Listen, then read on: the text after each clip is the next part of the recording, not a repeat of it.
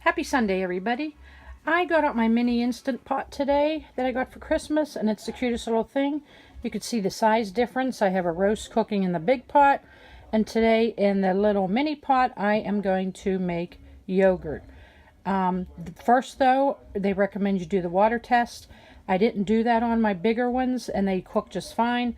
But because I want to make sure this yogurt turns out good, I am performing a water test on this, and it's basically just to make sure your Instant Pot comes to pressure. So I put a cup of water in, and I don't even have my favorite manual button on this little one, but it does have a pressure cook button, so that's the same thing as manual.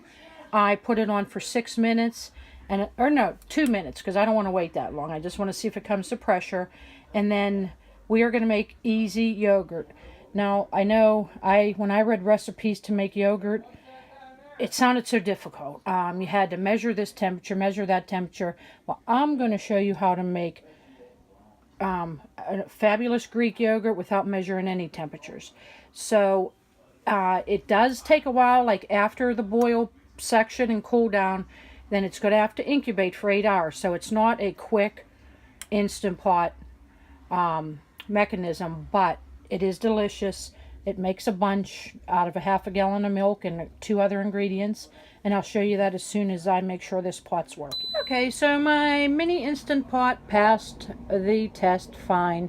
So because the inner pot was so hot, I stuck it in the freezer for a few minutes after, because your pot should be cold for the yogurt. So you need 3 ingredients. You can do a gallon, but I suggest trying half a gallon at a time. I use 2%. You can use whole. I'm not so sure about skim, and I don't know anything about all the other different milks that are out in the market today. You'd have to look that up. I'm just showing you what I use to make a good yogurt. And then I swear by 2 tablespoons of the instant milk.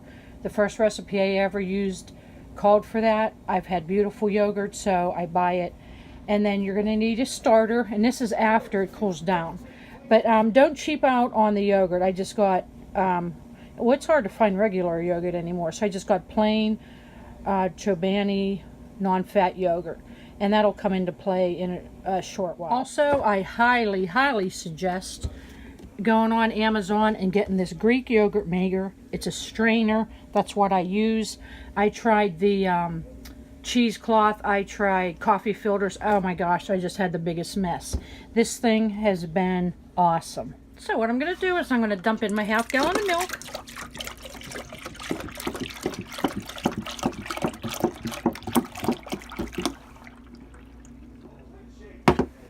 I am going to put in 2 tablespoons of the instant milk.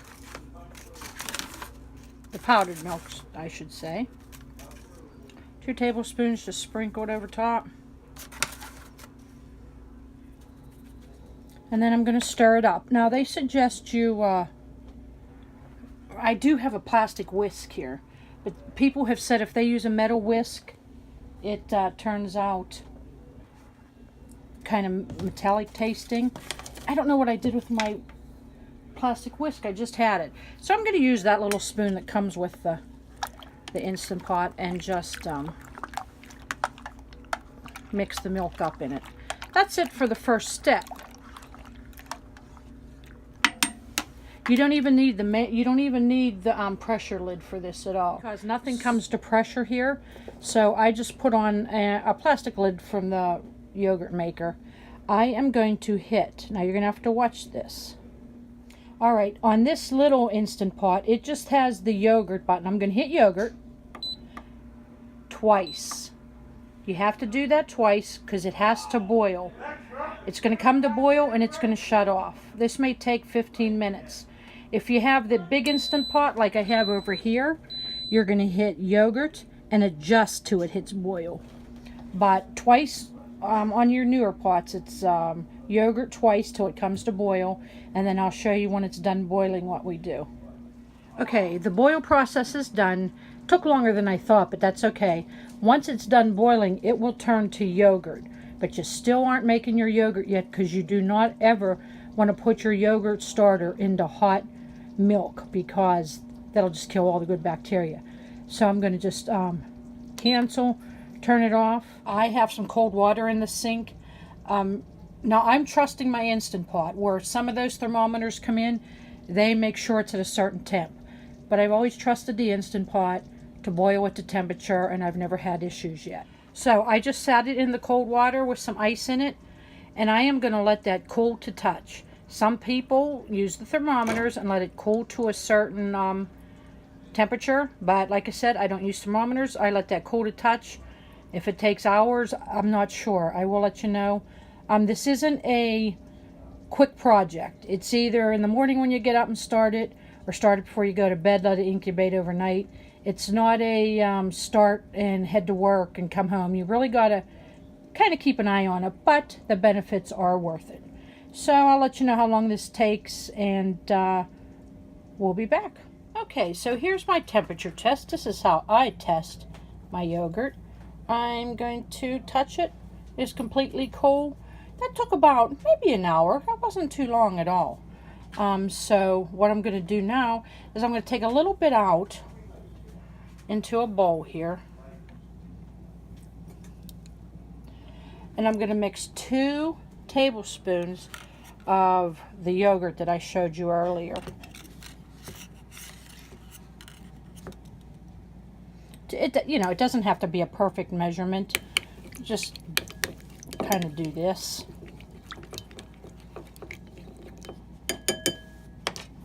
You're going to dump it back into the pot. That's all you need right there. We're going to stir that around.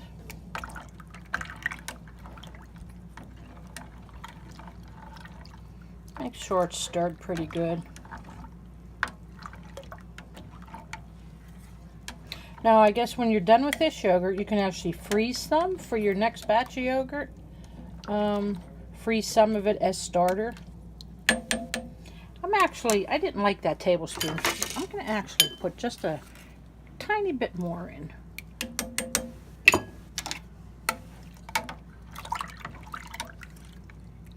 I'm going to make sure it's all mixed up.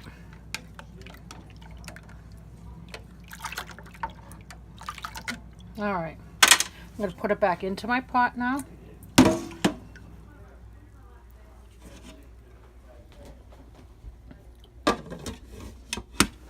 Now comes the long so now I'm actually going to hit the yogurt button once.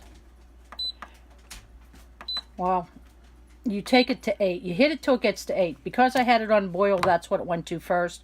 So you keep hitting it, gets to 8 hours. You never want to do it 24 hours. That's ridiculous. So 8 hours, there it is. It'll start counting down. And then I'll show you what to do after 8 hours. Okay, finally after 8 hours, the yogurt is done. It's almost midnight. I timed that kind of wrong because not only am I tired, I usually only like it to drain put in that strainer for a couple hours, but I'm gonna have to set an alarm in the middle of the night. So you can see right now it's thick enough to eat, but draining it for a while makes it a lot better. So as far as adding sugar or any kind of flavoring, I recommend doing that at the very end, and I'll show you when I do, because I tried like vanilla the first time I ever made it. I tried it during the process, and it really didn't end up tasting like vanilla. Alright, so I poured this into my strainer. It's going to strain for a few hours. All the whey, like curds and whey, will be down at the bottom, and I'll have a nice thick yogurt, and that'll be the last step on what I do with it. Oh, and I am going to strain this in the refrigerator, and I'm going to put this lid on it, and it's going to strain like that in the refrigerator for a couple hours. Okay, my yogurt's done straining. I let it strain about 4 hours. You can do less, you can do more, depending on how tart you like it. You could see all that whey down there that's strained out of it. What I'm going to do is pour it into this glass bowl. And this is your final step before you can eat your yogurt. This is where you can add anything you want. Sweetener, your flavorings. I put in, I like it a little sweet, so I put in some Sweet and Low or Splenda. And we're going to give it a good whisk. And that makes it nice and smooth. I have little containers like this that I keep it on with lids. You could put it in jars, anything you want. But I'm going to add some honey. You can see how thick this yogurt is. Well, here, my spoon will stand up in there. And it actually thickens more when you put it in the fridge. So, some berries. I don't have any berries, but berries. Any toppings you want would be good on this. And it's delicious. Have a good day.